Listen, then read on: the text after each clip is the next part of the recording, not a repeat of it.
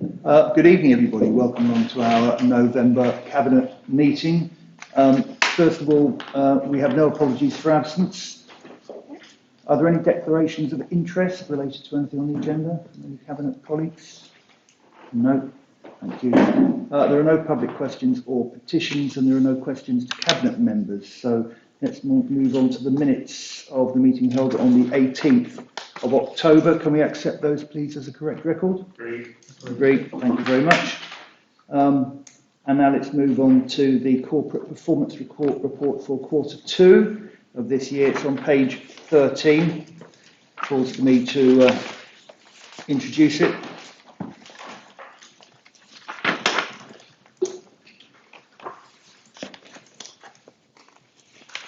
So there are a number of changes which have taken place, and you can see those set out in the background on page 14, and in the following paragraphs up to paragraph 13 on page 3. So in terms of an overview of this reporting period, there are 23 quarterly and 2 annual KPIs reported, and as highlighted in the quarter 1 report, changes have now been implemented for KPI 11, which measures the percentage of people responding as feeling safe in a local area survey. These changes have been made to help increase the number of respondents and measure more robustly perceptions of community safety. And you'll see in the following paragraph some changes which have been put in place to ensure that is more robust. The tables on page 16, that's tables 1 and 2, show a summary of the performance measures presented as a count of the KPIs by status as well for each corporate aim for each quarter to date for 2023-24.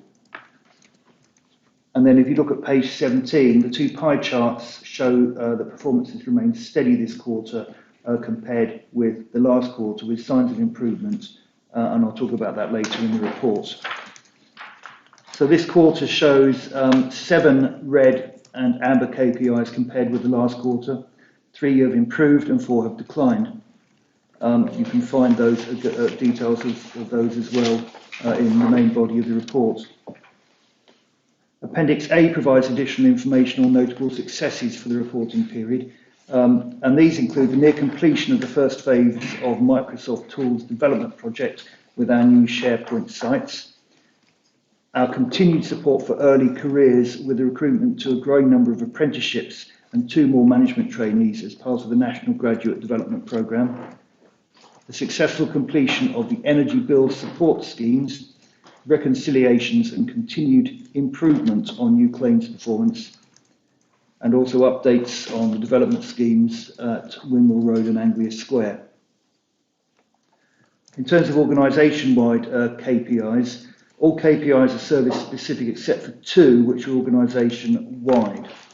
So first of all, the reporting responsibility sits with community services, but the activity takes place across 3 directorates for the KPIs 25 and 26, which are organisation-wide, and they form part of the KPI suite for Norwich City Council.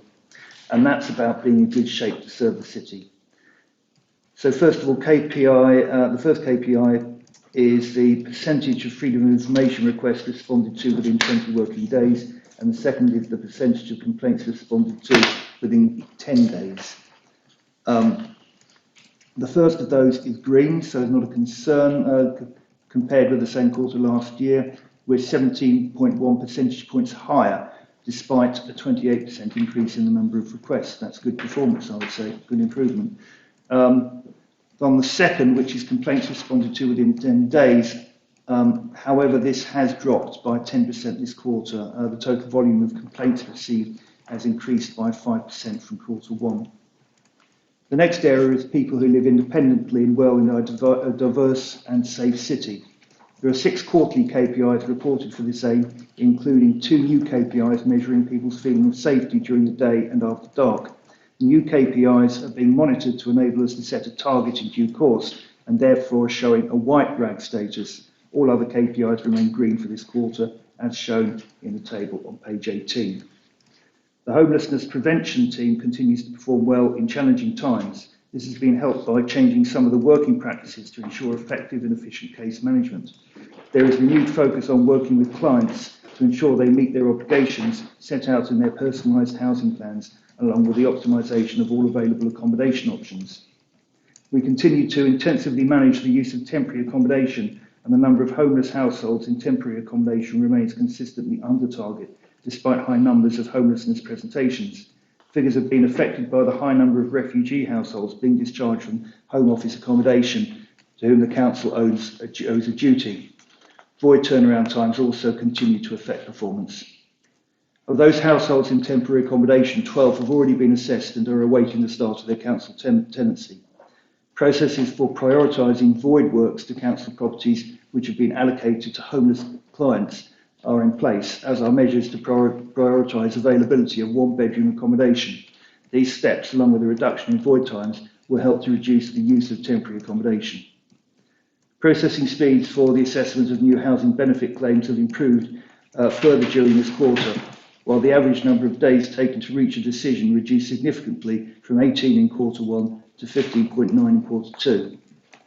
This brings the year-to-date average of 16.9 days, which is well within the 19.5-day target. In terms of Norwich as a sustainable and healthy city, the recycling rate continues to have very minor fluctuations. Steady periods of weather over the summer months have meant garden waste tonnages have been consistent, unlike last year. A significant piece of work currently underway is to update the Council's current NI 185 reporting protocol. This is a comprehensive piece of work which will align the Council's reporting methods with the internationally recognised greenhouse gas protocol. Once a new protocol has been determined and agreed, the Council will be in a position to report the latest data for KPI 21, which is the percentage reduction of CO2 emissions from local authority operations. This indicator is classed as blue this quarter and therefore is not included in the table on page 19. The next area is Norwich having the infrastructure and housing it needs to be a successful city. This quarter there are 5 quarterly KPIs and 1 annual KPI reported for this aim. 3 quarterly KPIs remain green and 2 remain red, although the average relet time has reduced significantly for the second quarter in a row. Intervention steps have been put in place, with close monitoring taking place during the next quarter.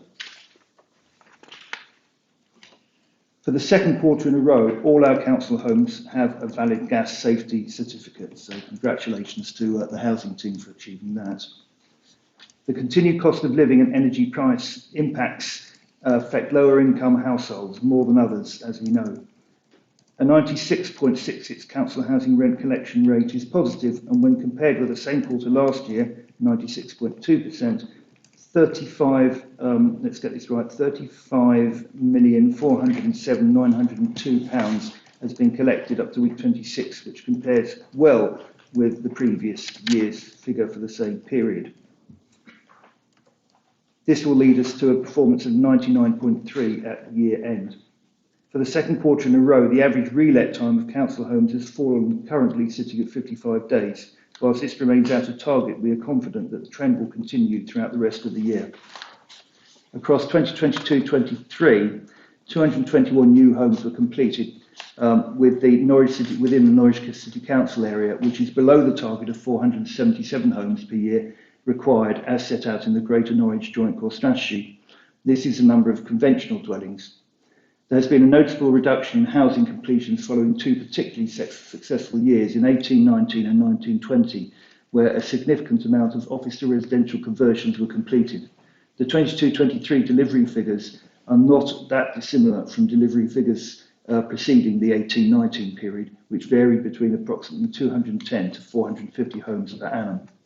Challenges in the housing market are not unique to Norwich, and factors such as uncertainty around planning reforms, increased build costs associated with the war in Ukraine and Brexit, a tight labour market and economic changes impacting the ability of people being able to access the housing market are all impacting on the number of new residential planning permissions being issued and the number of new homes being delivered. Nutrient neutrality also compounds this issue by not being able to issue new planning permissions for residential units in the city. Despite this, the City Council is already taking actions to improve housing delivery, such as continuing to progress delivery of housing on council-owned sites, preparation of the East Norwich Regeneration Supplementary Planning Document, working with Broadland and South Norfolk councils to prepare the Greater Norwich Local Plan, and working in partnership with other local and national agencies to access funding for housing. And finally, the area of Norwich, City Council being in good shape to serve the city. There are 8 quarterly KPIs reported for the same. 4 KPIs are green, one of which has moved up from amber last quarter. We've also seen the previously red KPI on customer satisfaction with our customer contact team move from red to amber this quarter. Performance has declined for contact through digital channels. There are challenges with channel shift and the volume of contact that is being generated. The percentage of channel shift is measured by counting online service requests alongside phone calls. As the number of phone calls currently are not reducing significantly, the overall percentage is below target. There's been a 6.5% increase in customer satisfaction with the customer contact service this quarter compared with last year. This reflects the efforts made to reduce the average wait time, helped by the additional resource that has been put in place. The data for council income from investment property portfolio, expressed as a percentage of target income, is reported in arrears and so relates to quarter 1 22-23.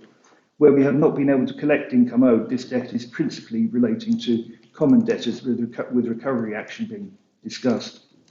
Overall, council tax and business rates collection rates have been maintained.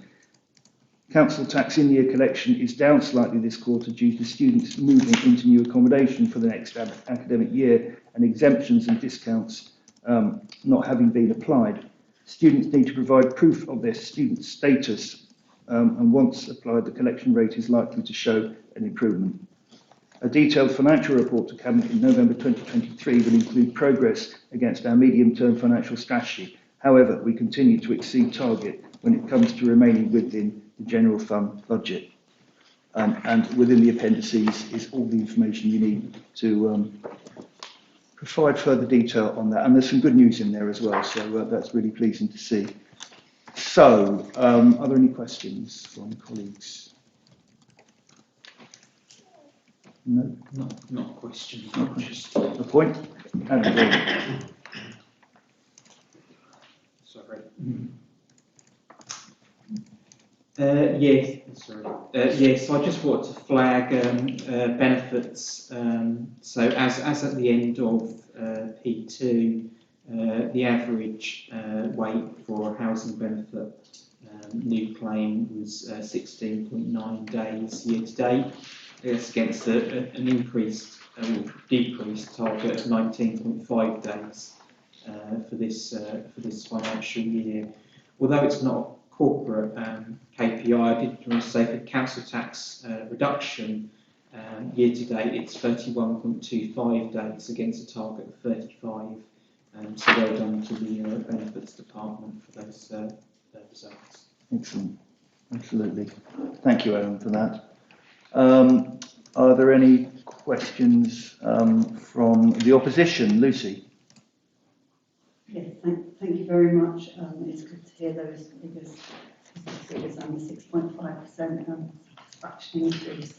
As you pointed out, the performance on KPI, 26% of complaints responded to within 10 days. It's dropped by 10%, and the total volume of complaints received has increased by 5% for quarter 1. And a number of service areas have achieved their target, but some services have had an increase in volume, decline in the number completed, which has adversely impacted on the overall performance. So the total volume has increased, and some services have had an increase and a decline in the number completed on time. So you clearly know what they are. Please, could you explain what those services are? And can we be clear for the reason what that increase in complaints is and the reason for not responding on time? Thank you. Who'd like to take that? Bob? That'll fall to me, Chair. So there are 2 primary drivers for complaints. The first area that's underperforming is the property services area, which is linked to some of the work that's going on with NCSL, which is the wider issue of complaints around contract delivery, and we are working through that with the service area. And the other area where we get significant complaints is around environmental services. Some activity in there, but Graham's probably better placed to do the detail on that one.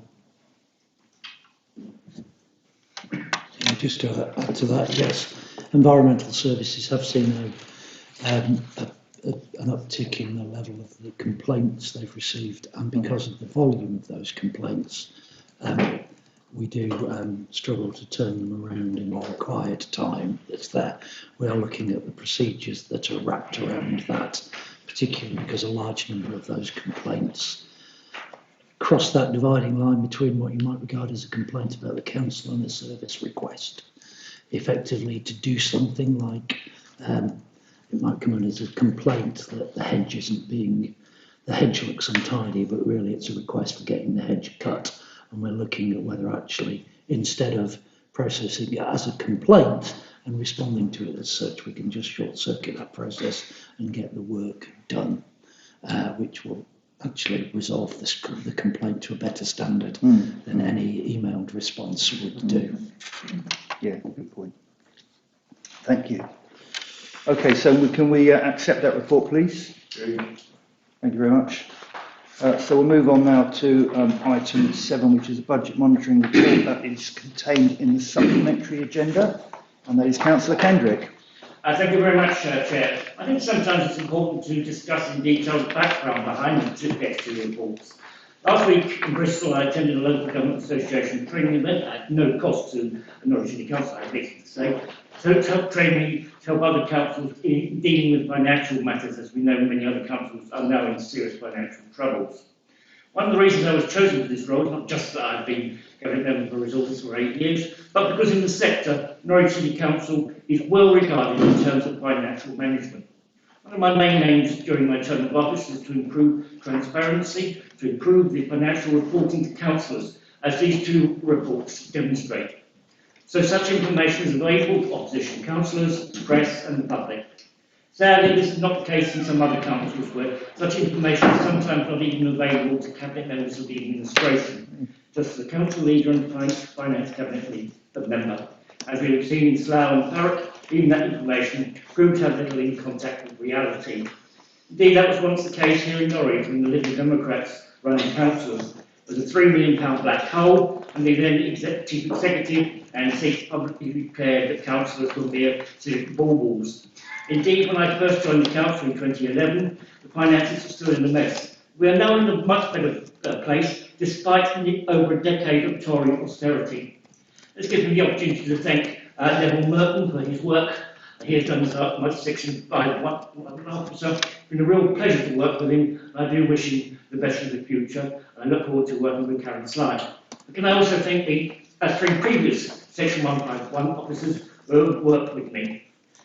I should say I probably do wear them out a bit, never mind. Can I actually now refer to the first report, that's the budget monitoring report. I'm pleased to present the budget monitoring position based on the information provided by budget holders for the second quarter of the year. Overall, the Council continues to maintain a strong financial position, with the General Fund overall indicating an underspend of £3.26 million.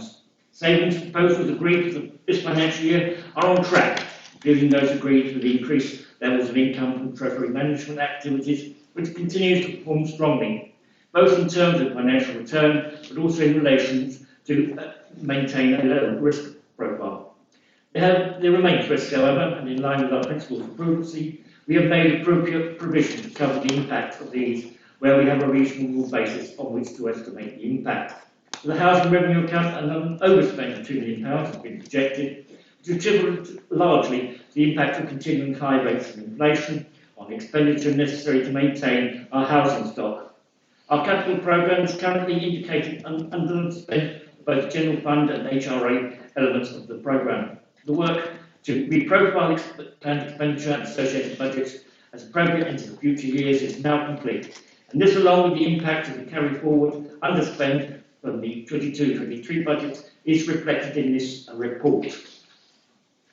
Overall, I'm pleased with the position that we find ourselves in, which demonstrates our progress is sound, and the proposals agreed in setting the budget are achievable. I endorse the recommendations, and we should all note the Council's strong financial position. Thank you, Paul. And yes, when we had the peer review last year, we were complimented by the peer review team for our very sound financial management. I think the lead councillor on the team, the leader of Thurrock, I think it was, or no, Barking and Dagenham, said that our financial position was something other councils would kill for. So you've been doing it for 8 years and clearly doing it very well, Paul. So are there any questions to Paul from Cabinet colleagues? No, we all happy? Lucy, do you have a question to Paul? Okay, thank you. Thank you.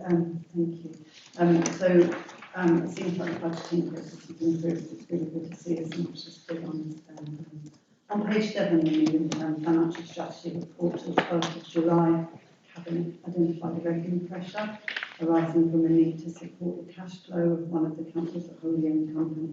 An estimated provision has been included with any drawdown subject to a formal loan agreement, and the pressure is reduced by 0.75 million. It's now believed that the company will no longer require funds in their own accounts for the majority of movement from the previous period. In the spirit of your improving transparency and being clear about finances, and as it's public money and public services, can we be really clear and ask for a full picture about how much was budgeted for that particular wholly owned company in the past 2 years, and how much that forecasted budgeting had to be changed by?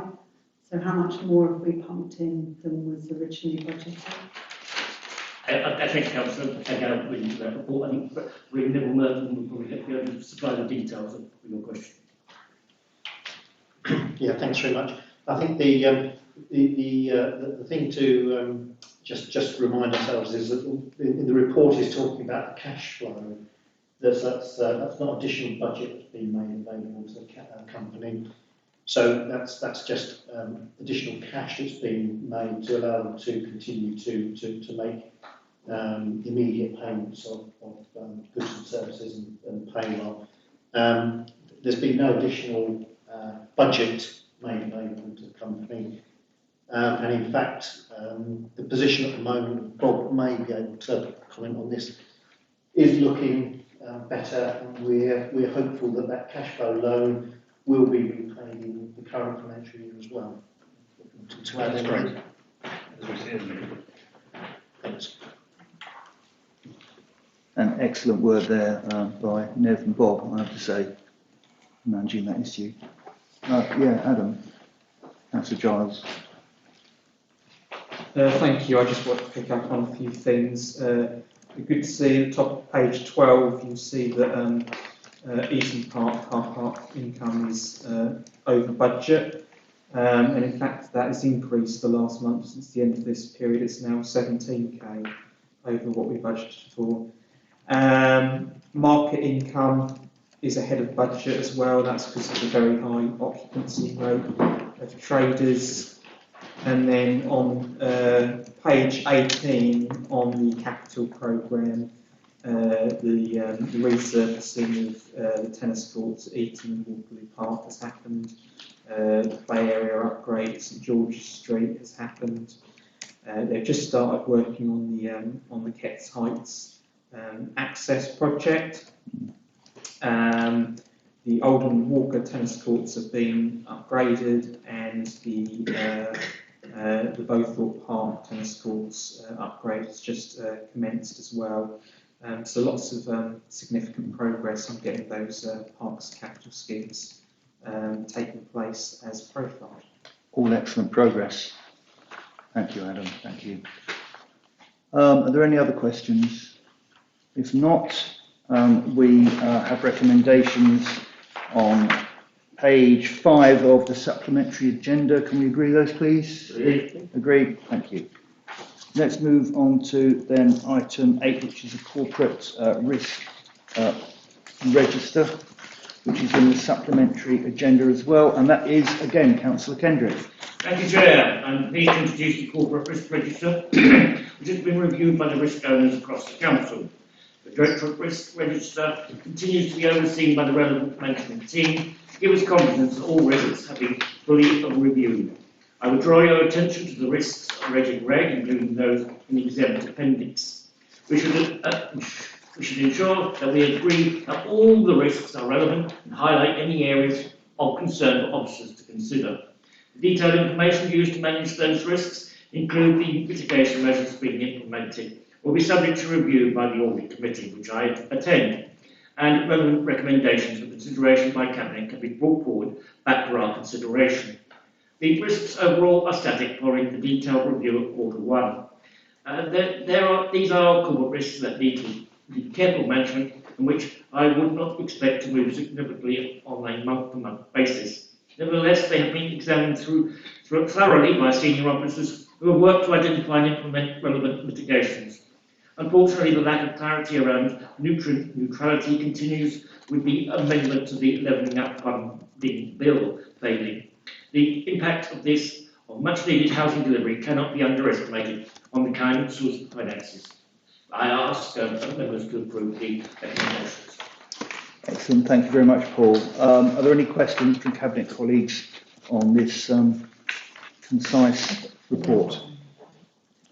No, we're all happy, are we? Right. Yeah, I just wanted to ask if you're completely satisfied that most of the risks are static, and does that they haven't really moved? Does that reflect any progress? I myself am, but probably Neville will probably be able to give a more detailed answer to that. Yeah, I mean, I think they're sitting behind this are a significant number of mitigating actions, some of which will take time to feed through. So, you know, the key thing at the moment is we're challenging on risk owners that they are reviewing risks and putting in place more mitigation. So, you know, I think as far as we're concerned, that's a reasonable position at this point in time. Obviously, you know, there are other things that may start to impact this. In fact, there's a separate piece of work on the Council's risk management arrangements that's going to be taking place over the next quarter. So, some more external validation and support to risk owners to make sure they are considering all the full options. So, but overall, we're happy, yes. Thanks, Nev, thank you. So can we accept the recommendation on page 23, please? Agreed. Thank you very much. Back to the main agenda. So we're now moving into the rough sleeping strategy, intervention and recovery 2023-28. That is the report on page 37. If you can find it, here we are. And this is Councillor Jones to present. And a moving cast. It looks like a significant entourage arriving in support. The support act. Okay. Thank you. So I'm really proud to be able to bring this forward. And whilst a rough sleeping strategy is now a requirement for us as a council, I think it's important to say that, you know, we've always been ahead of the curve, and the first strategy was back in, I believe, 2009. And Norwich leads the way in terms of what we do and how we address rough sleeping. I'm really proud of our Pathways project. I think it's really important to know. So thank you to the amazing work of Hayley and others in producing this. And I think it's we need to focus on, yes, we address homelessness as one thing, but rough sleeping is something we need to look at separately, because there are very significant vulnerabilities that accompany those who experience it. We need to know Norwich is a flow city for people with rough sleeping, and that comes with the same challenges. But alongside that, we've got Norwich backing a trend with, you know, our last rough sleeper count being only 7, and that's showing a decrease, whereas the national trend is increasing. And this is against the backdrop of, you know, recovering from the COVID-19 pandemic, the impact that's had, rising cost of living crisis, increasing issues around no recourse to public funds, and whole complexity that comes with having had a Tory government for so long. So I think, you know, actually the picture is positive from a Norwich perspective, but we can never be complacent with that. I'd like to really thank, you know, it's really important that we've got involvement of partners such as St Martin's, and other people who consulted in this, such as your own place, Matt, Magdalene, Project, and others, who gave feedback. And crucially, I think what I love about this strategy is the involvement of people with lived experience through Norwich Co-Production Alliance.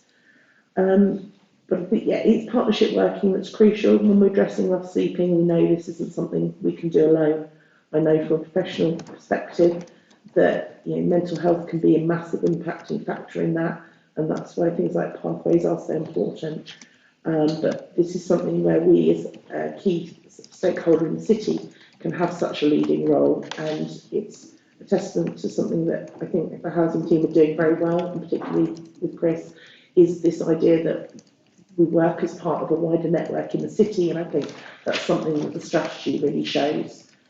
I think when we look at this, our priorities and the next strategy is looking at prevention, about reviewing Norwich's hospital eviction model, more support for marginalised and disadvantaged groups, improvements to discharge from institutions such as hospital discharges can always be a challenge, targeted prevention in relation to the cost of living crisis. Then got interventions about creating a post within the council to work alongside partners to deliver targeted services with no recourse to public funds, which I think we mentioned recently in the meeting. Support the introduction of a more targeted outreach model to review the street offer, introduce a local connection model, a local connection protocol, and increase the reconnection role. And then looking at from a recovery perspective, introducing a trauma-informed approach to for frontline staff, which I particularly embrace, and encourage good representation from statutory partners and wider homelessness services, multidisciplinary team meetings, and increase the number of housing-led projects. And then looking at the systems as well, so developing an encampment policy to effectively manage encampments in the city, a panel to discuss the most serious complex cases, introduce a set of KPIs to better monitor the effectiveness of our efforts to prevent rough sleeping, and to work more closely with hospitals to reduce hospital silter up. So I think we've got some really clear targets, and these are measurable. And I think that's really positive, that these are things we can work to achieve. And so aim is quite simply, we want to continue to achieve a reduction in rough sleeping in Norwich, providing appropriate options so no one should have to stay on the streets. And we don't underestimate how dangerous, frightening and isolating that is when someone's left to sleep outside, and how significantly that impacts their health. Despite the substantial progress we've made on the issue of rough sleeping, a lot has changed since the publication of our previous strategy, and we're not ignoring those challenges, and this strategy seeks to try and address how we're going to take positive steps forward. Thank you to Hayley. Great work on this. If there's anything else you'd like to add, please do. Becca said it all. Okay. Excellent report. We're never complacent. We innovate and we try to stay 7 too many. 77 too many, but a lot of councils would be very happy to have that number. But as you say, have to say it again, 77 too many. Okay, are there any comments or questions on this report, please, from cabinet colleagues? Or are we all content? We're all content. Lucy. Thank you very much. Thank you very much for this report, and thank you for all the excellent engaged work you do with people who have to sleep rough, and particularly the work of officers here, really very much to be commended. I'm struck by the 47 that Norwich City Council. We believe everyone has the capacity to recover and sustain their life away from the street. In terms of housing first, I'd just like to ask a bit about how we get people ready for their own tenancy. So how do they get prepared for everything that entails to ensure that it will be a success for them? There are really excellent support workers who really go the extra mile and help people who have been given or had a chance for their own home. If you're moving in, for example, with entrenched alcohol use, or other problems, it may be best to have a detox first and monitoring before you're ready. Housing to make it work. I wanted to ask, is there a medical assessment as part of the referral of housing first to make sure people are fit and ready to make being housing a success? And if not, can it be considered, or will it be considered and evaluated if that would help to increase tenancy success. Okay. So ordinarily, to get on the housing register, those sort of assessments may be required, but the whole point of Housing First is to absolutely take away those barriers. So we literally put them in the tenancy with their area addiction as it is, and then we work with them. So it's literally as it says, it's first housing and then the wraparound support comes next. Because ordinarily you have to prove your tenancy ready. So, we wouldn't ask for a medical assessment ordinarily. We would have a full awareness of what that would need to look like going forward, but it's not the barrier to getting into housing. It wouldn't be a barrier. Can I just add to that? I would be really concerned if we were discriminating against someone, particularly when there's complexities around alcohol use and mental health, that actually we need to be looking at that very, very carefully. It's about actually supporting someone with tenancy. Using someone's medical information, we need to be a bit careful about how that excludes someone from things. So that's something I would be very conscious of. Okay, thank you. Are there any other questions or comments? No, well, we have the recommendation on page, where are we? Page 37. That's that we approve the rough sleeping strategy 2023-28. Are we all in favour? Agreed. Thank you. And thank you, Chris and Hayley. Thank you so much. Okay, we now move on to item 10, which is on page 63. The Councillor Jones show continues. A new entourage. Oh no, partially new entourage. Hi, Lewis.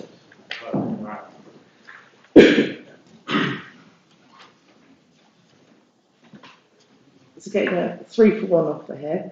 Tenancy strategy, tenancy policy, tenancy agreement. Keep trying to get it in the right order. So I'm really pleased to bring forward the revision of these 3 documents. This is the project that was understandably delayed by the COVID-19 pandemic. So yeah, as I said, strategy, policy and agreement. I think the important thing to highlight, because we've got these documents to read, is actually the process that's been gone through to get to this. I think that's the bit I really want to highlight. It's been a fantastic consultation as part of this review, engaging both tenants and members. And I'd like to thank the colleagues who did come and attend the 2 briefing sessions we had, which was really positive. Really good opportunity to engage in this process. But also, the tenant engagement was fantastic. The combination of direct letters to residents, the online engagement, Get Talking Norwich, social media, text messaging, where we got a response from 500 tenants, which, given I believe last time we did this, the response was 91, I think. I mean, that's a positive trend. And actually looking at being able to read through the responses, it was actually people then asking more questions often or querying things, which was positive. Particularly pleased with the efforts made to support people who have more challenges to engage. So if people needed paper copies, they were able to receive them. And there were cases where people would talk through the consultation over the phone. So it was really lots of adjustments made as needed. We had 8 out of 9 tenants responding, agreeing to the changes, and others that weren't positively engaged, saying yes. It was more about wanting further clarification rather than objecting. So it is 10 years since we last published our last tenancy strategy, and the national housing landscape has changed. We've got rising homelessness, higher rents in private sector housing, we've had Grenville, COVID, cost of living crisis. These are the many challenges that are impacting and have an impact on our social housing. So we've had to evolve our strategy with these changing times, but I think the one thing that is really clear, that we are sticking to our stance on lifetime secure tenancies. That remains the same. We grant secure tenancies up to tenants have successfully completed their introductory tenancy. The tenancy policy agreement set out very clearly the expectations, and I believe are quite straightforward to read. I want to particularly highlight now the inclusion of references around domestic abuse in the policy and how that fits alongside the amazing work that the team are doing around getting DAHA accreditation. And this is a process we're going through the Domestic Abuse Housing Alliance accreditation. And it underlines quite how seriously we take that as a council, and have done for a number of years with previously our work, as I said, Beacon site around looking at domestic abuse services, but now something we're really integrating into housing. So I think that's a real positive to take, and it's really interesting, the responses around tenants understanding where we fit in that or not, and ability to inform on that. I hope everyone has read the consultation responses that start on page 114, which really show it's more people using that as a chance to ask questions rather than having any specific concerns or problems with stuff. But also, actually, that a number of things people raise, we were actually kind of already ahead of the curve on. So things around mobility scooter storage, that's actually something we've got work in progress around. Things like reviewing the ASD policy, doing work on that, that's already work in progress. So these are things people are asking and we've already got them in the pipeline. So I think it shows the positive trend of work around this. But just thank you, dear Sam, for the great work that's been done on this. It's been a really good engagement piece of work, and I think really positive. Thank you. Thank you, Beth. Yes, excellent piece of work. So, are there any questions from Cabinet members? No? Okay. Lucy, do you have a question? Yes, I do. Thank you, I do. So, yeah, as part of the consultation response that repairs should be carried out on time, that came back. We're hearing from residents that there are long delays in repairs being carried out, particularly with regard to plumbing and carpentry. There's a bit of concern that there isn't a sufficient number of operatives to ensure that all the repairs are carried out in the agreed time frames. Could you provide the number of work orders logged and the completion rate for all types of work orders over the last 6 months across all trades? Can I have a question that relates to the tenancy strategy? So I don't think that's directly, I'm happy to discuss that out of here, but I think we're talking about the strategy and the policy at the moment. Okay, the response from the tenants was repairs should be carried out on time, but I can send you that. Yeah, I'm happy to discuss it separately, but I'm keen to take questions on the work that's been done, which is an amazing piece of work and engagement, specifically. Okay, if there are no further comments or questions, there's a recommendation on page 63 to approve the tenancy strategy, tenancy policy and tenancy agreement documents. Are we all in favour? Yes. Thank you very much. And thank you, Beth. And thank you, Lewis and Chris. Okay, so we now move on to item 11. That's the procurement of council insurance programme. That's on page 127. And this is Councillor Kendrick once more. Thank you very much, Chair. Norwich City Council provides a wide range of services and holds a significant asset portfolio. Occasionally things can go wrong or actually happen. It's important that when it does, the Council has insurance cover to manage the potential risk and exposure it faces. Our current insurance contract was purchased to operate from April the 1st, 2019. I actually remember that because I've been in. And therefore a new contract is now required for the period from April the 1st, 2024. Due to the scale of its operations, the Council's insurance needs are complex. Property insurance for its housing and non-housing assets, public employee liability, professional indemnity to protect the Council and respect the claims made against it, compulsory cover for disability guarantees, as well as more minor covers such as fine art insurance for the collection of art and civic regalia, and terrorism should the Council, which we all hope never happen, be involved in a terrorist event in the city, which could cause damage, destruction, and even death. I think comes out to over £1 million. I'd like to thank and I'd like to thank the officers for the work that they have done in procuring our new insurance cover, and I would hope that members will accept the recommendations. Thank you, Paul. Yeah, I see cyber security is in there. That's something which is a relatively new threat, but increasing. I was chatting to the Lord Mayor actually at the Remembrance Sunday service last weekend. We were speculating as to how much the sectors or the orbs, the big gold things that they carry around, how much they might be insured for. You try and take them down to cash converters. I think it's absolutely. We came to the conclusion that they're priceless. So, any questions are there any questions to the Cabinet member, please?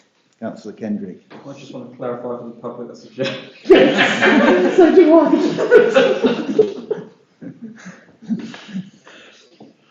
Take our responsibility very seriously. Absolutely. Anyway, we decided they were priceless and no amount of money would replace them. Okay. Can we, are there any questions? Lucy, do you have a question? Yeah, thank you. For procurement that council does in other areas, there's sometimes leeway built in case other processes are needed, because the report seems to say delegated powers sought because it's late in the day, which feels a bit risky, and it's sought for the need to move quickly. I just wondered why procurement wasn't started earlier, given that it specifically states that. Thank you for your question. I think it's Liam. Would you respond? Thank you. It takes about a year to go through this procurement exercise for insurance. We started in April, pretty much as soon as our annual renewal process was finished. It's a very considerable exercise involving officers across the council, and thank you to Councillor Kendrick for recognising that. We are seeking delegation because actually in practice, if we didn't do that, then we might be coming to you in January or February, because that's how the processes work, that the insurance firms tend to like to hold back on final pricing until quite late in the day in case any additional risks emerge, and also give us the best chance for any clarification and subjectives they may place on the insurance. So it works really well to seek delegation on this type of contract. Thank you for that, Liam. Okay, so we've got a recommendation on page, so trying to find it, 111 I think it is. Bear with me. Oh dear. Page 127. Oh, 127, thank you. Let's find it. Sorry, I've lost my page. Right, yeah, page 127, the recommendation recommended that Cabinet delegate authority to the Executive Director with the responsibility for insurance in consultation with the portfolio holder for resources to enter into contracts for insurance to cover for the Council. So do we agree? Thank you, that's agreed, thank you. Item 12 is exclusion of the public.